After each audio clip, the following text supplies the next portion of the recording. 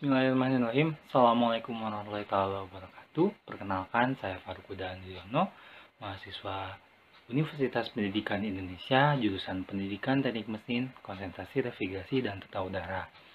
Pada kesempatan kali ini, saya akan menjelaskan mengenai proses pemvakuman atau proses vakum pada unit refrigerator atau kulkas. Baiklah, kita akan mulai mengenai cara atau proses pemvakuman refrigerator.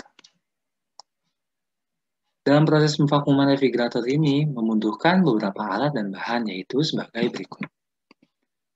Pertama, ada pompa vakum. Kedua, ada manifold gauge. Ketiga, ada alat las dan perak las sebagai media penyambung.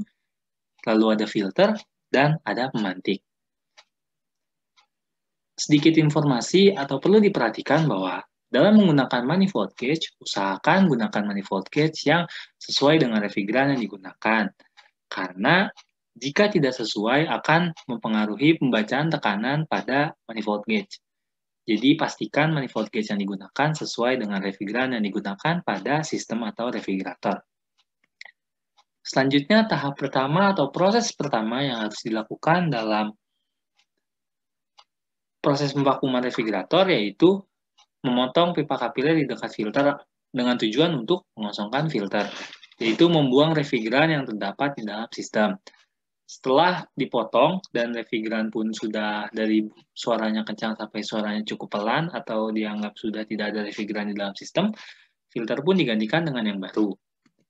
Setelah itu, disambung menggunakan metode las dengan tambahan perak las. Cara las yang baik adalah dengan memanaskan pipa tembaga dan filternya terlebih dahulu sampai berwarna merah, baru ditambahkan bahan tambah yaitu perak ini. Ketika perak itu meleleh, itu adalah saat terbaik untuk mengatur supaya perak ini bisa menutup sambungan dengan baik dan rapi. Selanjutnya adalah membuat service port atau memasang pentil dan pipa kapiler ke saluran pengisian kompresor.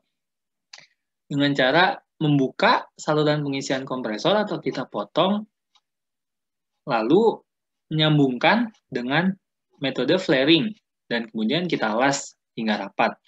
Jadi saluran pengisian pada kompresor itu apabila dalam refrigeratornya sudah ada service port, ini tidak perlu dilakukan. Tapi jika belum ada, maka ini harus dilakukan supaya kita bisa memasang manifold gauge.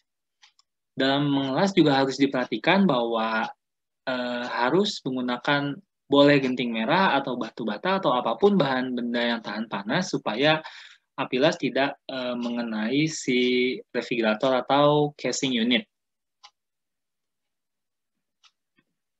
Selanjutnya adalah menghubungkan tiap selang manifold pada saluran dan vakum. Selang manifold ada 3 warna, yaitu ada warna biru, warna merah, dan warna kuning. Untuk yang warna biru disambungkan pada saluran pengisian atau saluran saksian kompresor.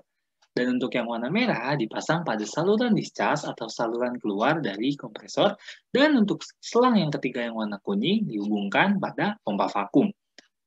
Setelah itu, pompa vakum pun dihubungkan ke sumber listrik, kemudian dinyalakan selama sampai 20 menit. Ini pun tergantung ukuran sistem. Semakin besar ukuran sistem atau semakin besar ukuran refrigerator, maka proses vakum pun akan semakin lama.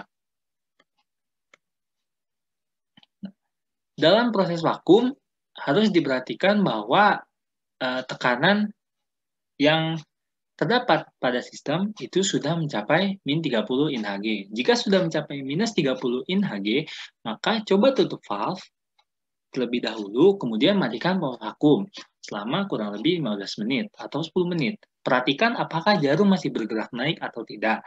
Jika bergerak naik, lakukan lagi proses vakum kurang lebih selama 20 atau 15 menit, lalu matikan lagi dan perhatikan lagi jarumnya. Apabila masih terjadi kenaikan tekanan, berarti diperkirakan terjadi kebocoran pada sistem. Karena terus ada udara dalam sistem yang terus masuk. Jadi ada kebocoran dalam sistem yang harus ditambal atau dilas lagi. Maka dari itu, harus dilakukan leak detector atau deteksi kebocoran. Apabila tidak, maka proses vakum pun telah selesai dilakukan. Setelah proses selesai dilakukan, matikan pompa vakum, tutup manifold, lalu lepas kembali semua komponen yang sudah dipasang. Cukup sekian dan terima kasih. Apabila ada kritik dan saran bisa ditulis di kolom komentar. Wassalamualaikum warahmatullahi wabarakatuh.